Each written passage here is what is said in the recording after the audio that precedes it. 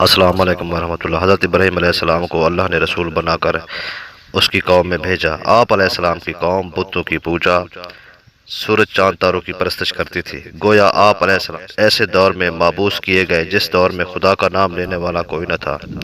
ابراہیم علیہ السلام خدا کے خلیل اور خدا کی وحدانیت پر پختہ یقین رکھنے والے رسول تھے، اور ہر مقام پر اپنے آپ کو اللہ کی ہر آزمائش میں پورا اتارا۔ Asad V T V channel کو آپ سبسکرائب کریں، لائک کریں، شیئر کریں، اس کے ساتھ بیل آئیکن بٹن ہے اسے ضرور پریس کریں تاکہ اس چینل کی تمام ویڈیو کا نوٹیفیکیشن آپ کو بر وقت ملتا رہے۔ اس کے ساتھ آپ فیس بک اور انسٹاگرام کو بھی فالو کریں۔ Thank you.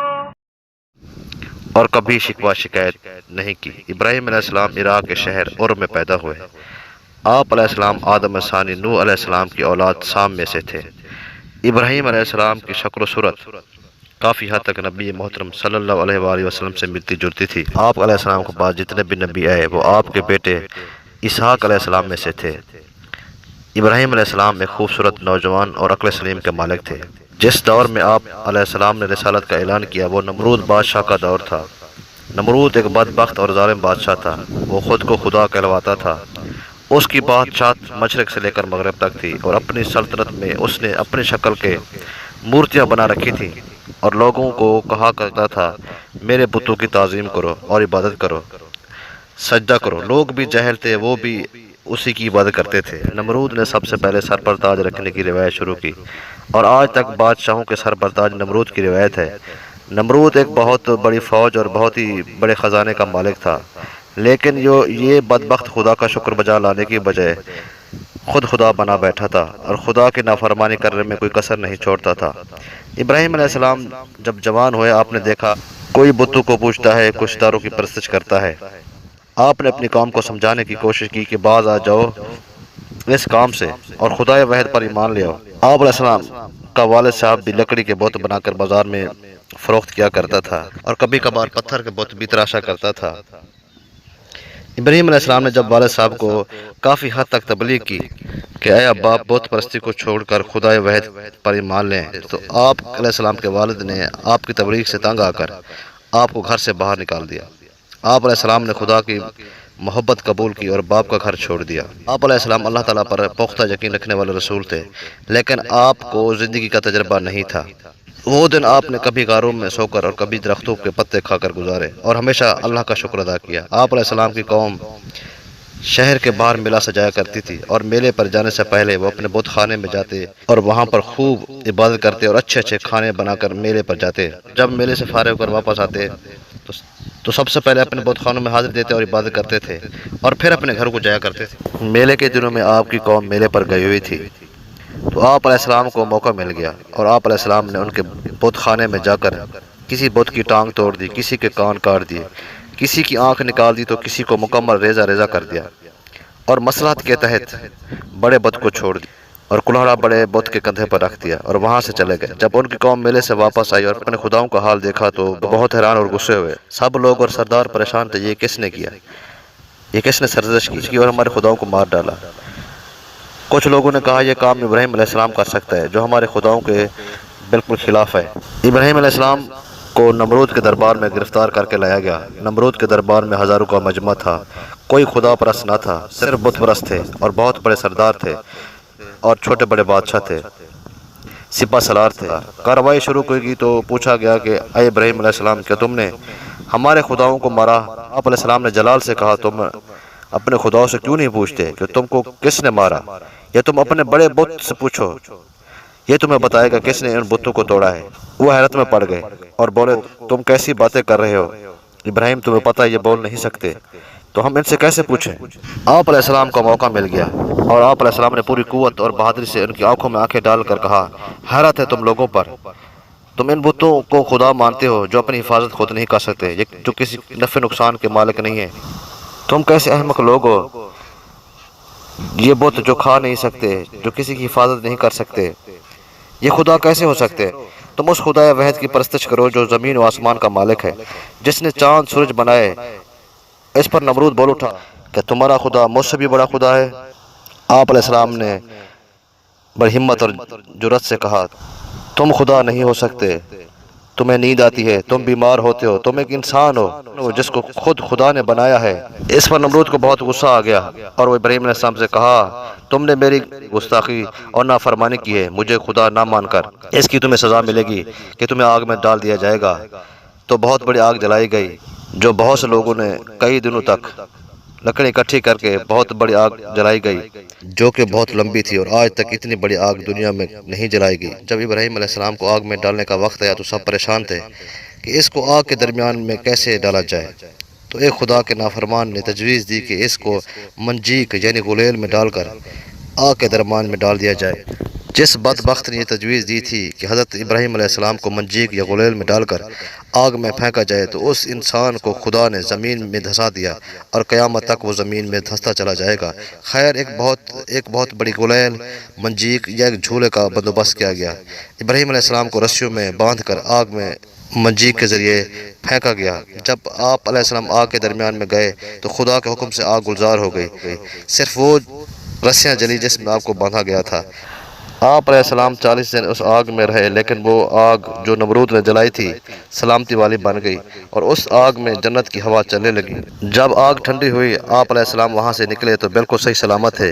کسی نے آپ سے سوال کیا کہ زندگی میں کب آپ کو جینے کا مزہ آیا؟ تو ابراہیم علیہ السلام نے کہا وہ نار نمرود جس میں نے 40 دن گزارے تھے وہ میری زندگی کے بہت آرام دہ اور سکون کے دن تھے۔ آگ سے باہر نکلے تو لوگ کہہ اٹھے کہ ابراہیم کا خدا نمرود سے بہت طاقتور ہے۔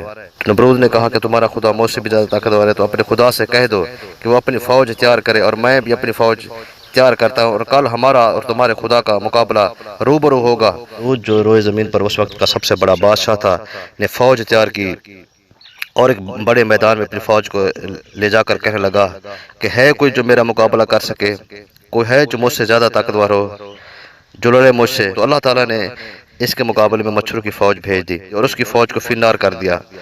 مچھر آئے نمرود کی فوج کو کھا گئے، خون بھی پی گئے اور صرف ہڈیاں چھوڑ دی۔ نمرود حیرت سے یہ دیکھ رہا تھا کہ اتنے میں ایک لنگڑا مچھر آیا اور نمرود کے ناک میں گھس گیا۔ نمرود اپنے سر کو دیواروں میں مارنے لگا اور خدا کا عذاب اس پر اس طریقے سے مسلط ہوا، اس زمانے میں ذلیل رسوا ہوا۔ اپنے ملازموں سے کہتا تھا میرے سر پر جوتے مارے، جس سے اس کو سکون ملتا تھا۔ اس طرح وہ مچھر نمرود کے ناک کے ذریعے اس کے دماغ میں گھس گیا اور آہستہ آہستہ اس کے دماغ کو چاٹنے لگا، جس سے وہ عبرت کی موت مرا اور جہنم واصل ہوا۔ وقت گزرتا رہا اور آپ علیہ السلام لوگوں کو اسلام کی تبلیغ کرتے رہے۔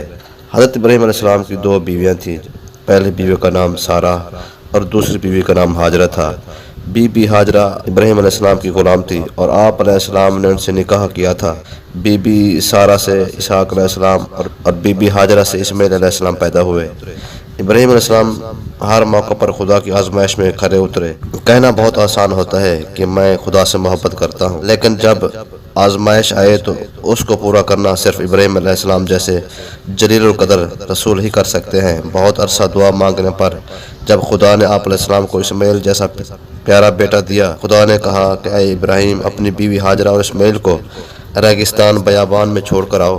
مفسرین لکھتے ہیں کہ بڑھاپے میں اللہ نے آپ کو بیٹا دیا تھا تو فرشتوں نے کہا کہ شاید ابراہیم علیہ السلام ایسا نہ کرے اور خدا سے تھوڑی رعایت مانگ لے، لیکن اللہ تعالیٰ نے کہا ایسا نہیں ہو سکتا، ابراہیم حقیقی خدا پرست ہے۔ آپ علیہ السلام بی بی ہاجرہ اور بچے کو لے کر چلے گئے اور کچھ کھانے پینے کا سامان بھی ساتھ لیا اور بہت دور جا کر ان کو بٹھایا اور واپس چلنے لگے۔ تو بی بی ہاجرہ نے سوال کیا کہ آپ ہم کو اس بیابان صحرا میں تنہا چھوڑ کر کیوں جا رہے ہو؟ اس پر ابراہیم علیہ السلام نے کچھ جواب نہ دیا اور چلنے لگے۔ تو بی بی ہاجرہ نے کہا کہ خدا کا حکم ہے کیا؟ تو آپ علیہ السلام نے صرف ہاں میں سر ہلایا۔ بی بی ہاجرہ نے کہا آپ جائیے، اللہ تعالیٰ ایسا چاہتا ہے تو میں بھی اللہ کی مرضی پر راضی ہوں۔ اور آپ علیہ السلام وہاں سے چلے گئے۔ بی بی ہاجرہ کے پاس جتنا کھانا یا پانی تھا وہ ختم ہو گیا اور بچہ بھی بھوک سے رونے لگا۔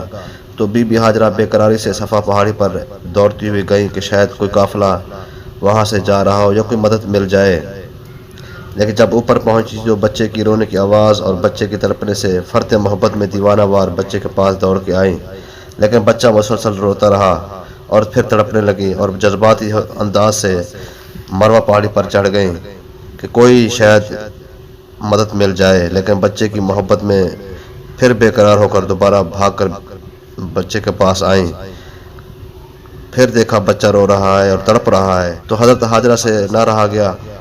फिर वो सफ़ा पहाड़ी पर चढ़ गईं और बहुत गमगीन थीं। इस तरह से 7 चक्कर बीबी हाजरा ने सफ़ा और मरवा पहाड़ी के गिर्द लगाए।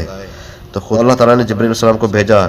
जहाँ बच्चा तड़प रहा था वहाँ पर मारा जिब्रील अलैहिस्सलाम ने और पानी का चश्मा निकल आया।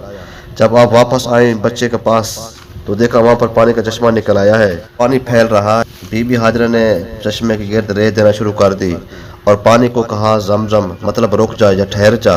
तो पानी रुक गया और बीबी हाजरा ने बच्चे को भी पानी पिलाया और ख़ुद भी पानी पिया और अल्लाह का शुक्र अदा किया। हज़रत बीबी हाजरा की अपने बेटे के लिए इस कदर शदीद मोहब्बत खुदा को इतनी पसंद आई कि अल्लाह ताला ने क़यामत तक जो हज या उम्रा करेगा इस पर सफ़ा और मरवा पहाड़ी के 7 चक्कर लगाना फ़र्ज करार दे दिए हैं। हज के मौक़े पर सफ़ा और मरवा पहाड़ी पर 7 चक्कर लगाना हज़रत बीबी हाजरा की सुन्नत है। और काफ़िले जो वहाँ से गुजरते तो वहाँ पड़ाव और आराम करने को इजाज़त मांगते। इस तरह वो जगह बहुत मशहूर हो गई और लोग वहाँ आबाद होना शुरू हो गए। उस इलाके में पानी बहुत था, वहाँ पर खजूर और फलदार दरख्त लगने लगे और जो वहाँ आबाद होता तो पहले बीबी हाजरा से इजाज़त मांगता कि इस चश्मे के करीब बस्ती में आबाद हो सकते हैं। तो बीबी हाजरा उनको इस शर्त पर इजाज़त देती थी कि चश्मा मेरी मलकियत होगा, आप लोग चश्मों पर कब्ज़ा नहीं करेंगे। तो वो लोग आपकी शर्त मान लेते और इस तरह वो जगह बहुत हद तक आबाद हो गई। वक्त गुजरता रहा तो अल्लाह ताला ने इब्राहीम अलैहिस्सलाम को एक और इम्तिहान में डाला और एक रात को ख्वाब में आप अलैहिस्सलाम को बताया कि ऐ इब्राहीम, अपनी सबसे ज़्यादा महबूब चीज़ मेरे लिए कुर्बान करो। तो इब्राहीम अलैहिस्सलाम ने दूसरे दिन अपने सारे ऊँट और मवेशी खुदा की राह में कुर्बान कर दिए और मुतमईन हो गए कि मैंने खुदा की राह में सब कुछ कुर्बान कर दिया। दूसरी रात ख्वाब में आवाज़ आई कि ऐ इब्राहीम, मेरी राह में अपनी महबूब चीज़ कुर्बान करो। तो दिन को सोचा इब्राहीम अलैहिस्सलाम ने कि मेरी महबूब चीज़ क्या हो सकती है। तब ख्याल आया कि मेरा बेटा मेरी महबूब तरीन चीज़ है, शायद अल्लाह ताला इस्माइल अलैहिस्सलाम की कुर्बानी मांग रहा है। हज़रत इब्राहीम अलैहिस्सलाम ने जवाब दिया, ऐ अल्लाह, मैं इस्माइल से बहुत मोहब्बत करता हूँ, लेकिन मैं कई गुना ज़्यादा ऐ अल्लाह मैं तुझसे मोहब्बत करता हूँ। अगर तू इस्माइल अलैहिस्सलाम की कुर्बानी चाहता है तो मैं इस्माइल अलैहिस्सलाम को अल्लाह तेरी राह में कुर्बान करने के राज़ी हूँ, बस तू राज़ी रहे मुझसे। इब्राहीम अलैहिस्सलाम ने कहा, मेरे लाख बेटे भी होते तो मैं तेरी राह में कुर्बान कर देता। आप अलैहिस्सलाम बीबी हाजरा के पास गए और कहा कि मेरे बेटे इस्माइल को अच्छे कपड़े पहनाओ और खुशबू लगाओ, मैं इसको अपने दोस्त से मिलवाने ले जा रहा हूँ। बीबी हाजरा ने इस्माइल अलैहिस्सलाम को अच्छे कपड़े और खुशबू लगाकर वालिद के साथ भेज दिया। रास्ते में इब्राहीम अलैहिस्सलाम ने बेटे से पूछा, बेटा हम कहाँ जा रहे हैं? उस वक्त इस्माइल अलैहिस्सलाम की उम्र तकरीबन 7 साल थी। मासूम ने से जवाब दिया, अब्बा हम आपके दोस्त से मिलने जा रहे हैं। जब आप अलैहिस्सलाम इस्माइल अलैहिस्सलाम को कुर्बानी वाली जगह पर लेकर पहुंच गए तो इब्राहीम अलैहिस्सलाम ने सारा वाक़या अपने बेटे इस्माइल अलैहिस्सलाम को बयान किया कि अल्लाह ताला तेरी कुर्बानी चाहता है, बेटा तू क्या चाहता है? इस्माइल अलैहिस्सलाम ने जवाब दिया, अब्बा जी अगर अल्लाह ताला मेरी कुर्बानी चाहता है तो मुझे इससे ज़्यादा और क्या सिला चाहिए कि मैं अल्लाह के लिए कुर्बान हो जाऊँ। अय अब्बा, मैं अल्लाह की मर्ज़ी में पर राज़ी हूँ, आप वो कर गुजरिए जो अल्लाह ताला ने आपको हुक्म दिया है, इंशाअल्लाह आप मुझे साबिर पाएंगे। इस्माइल अलैहिस्सलाम ने अपने वालिद इब्राहीम अलैहिस्सलाम से कहा, अय अब्बा जी मेरी आखिरी वसीयत है कि आप मेरे हाथ और पाँव बांध दें और अपनी आँखों पर भी पट्टी बांध दें। मुझे यकीन है कि आप मुझसे बेपनाह मोहब्बत करते हैं और आप मुझे तड़पता हुआ नहीं देख सकते। इब्राहीम अलैहिस्सलाम ने भी बेटे की वसीयत पर अमल किया। अल्लाह की राह में इस्माइल अलैहिस्सलाम को ज़िबा करने के लिए तैयार हो गए। इब्राहीम अलैहिस्सलाम ने आसमान की तरफ देखा और कहा, अय अल्लाह, तू जानता है कि मैं इस्माइल से बहुत मोहब्बत करता हूँ, ये मेरी जान का टुकड़ा है, लेकिन या अल्लाह तू जानता है कि मैं तुझसे भी बेपनाह मोहब्बत करता हूँ और या अल्लाह मेरा एक बेटा है इस्माइल, अगर इस्माइल जैसे 1 लाख बेटे होते तो मैं तेरी राह में कुर्बान कर देता, क्योंकि अल्लाह मैं तुझसे बेपनाह मोहब्बत करता हूँ। इब्राहीम अलैहिस्सलाम ने इस्माइल की गर्दन पर छुरी फेर दी। आपने ज़ोर लगाया लेकिन छुरी ने इस्माइल अलैहिस्सलाम की गर्दन न काटी। आपने दोबारा ज़ोर लगाया लेकिन फिर भी इस्माइल अलैहिस्सलाम की गर्दन न कटी। आप परेशान हुए। ऊपर से आवाज़ आई, जिब्रील अलैहिस्सलाम के हाथ में एक मेढा था। जिब्रील अलैहिस्सलाम ने कहा, ऐ इब्राहीम तू कामयाब हो गया, अल्लाह ताला ने तेरी कुर्बानी कबूल कर ली। अल्लाह ताला को किसी के खून की ज़रूरत नहीं, अल्लाह ताला सिर्फ नीयत देखता है। تو اللہ تعالیٰ نے یہ جانور بھیجا ہے آپ کے لیے، آپ اس مینڈھے کو قربان کر دیں تو سمجھے اسماعیل السلام کی قربانی قبول ہو جائے گی۔ اللہ تعالیٰ کو اپنے خلیل کی یہ قربانی بہت پسند آئی۔ اللہ تعالیٰ نے اس عظیم قربانی کو مثال اور فرض قرار دے دیا، اور یہ رہتی دنیا تک حج کے موقع پر ہر مسلمان جانور ذبح کرتا ہے، اور لاکھوں جانور ذبح کیے جاتے ہیں ابراہیم علیہ السلام کی سنت کو یاد کرنے کے لیے۔ دوستو، آپ نے دیکھا کہ ابراہیم علیہ السلام نے بہت ہی بڑا کارنامہ انجام دیا، اپنے 7 سال کے بیٹے پر چھری پھیری۔ ہم لوگ دعویٰ تو بہت کرتے ہیں کہ ہم اللہ تعالیٰ سے محبت کرتے ہیں، لیکن ہمارے دعوے خالی دعوے ہی ہوتے ہیں۔ ابراہیم علیہ السلام جیسے جلیل القدر رسول ہی ایسا کارنامہ انجام دے سکتے ہیں، اس لیے ان کو اتنا بڑا لقب ملا خلیل اللہ کا، کہ اللہ کا دوست ہے۔ دوستو، اس کے ساتھ اجازت چاہتے ہیں، پھر کسی اگلے ایپیسوڈ پہ آپ سے ملاقات ہوگی۔ اسد بلوچ کو اجازت دیجیے گا۔ اللہ حافظ۔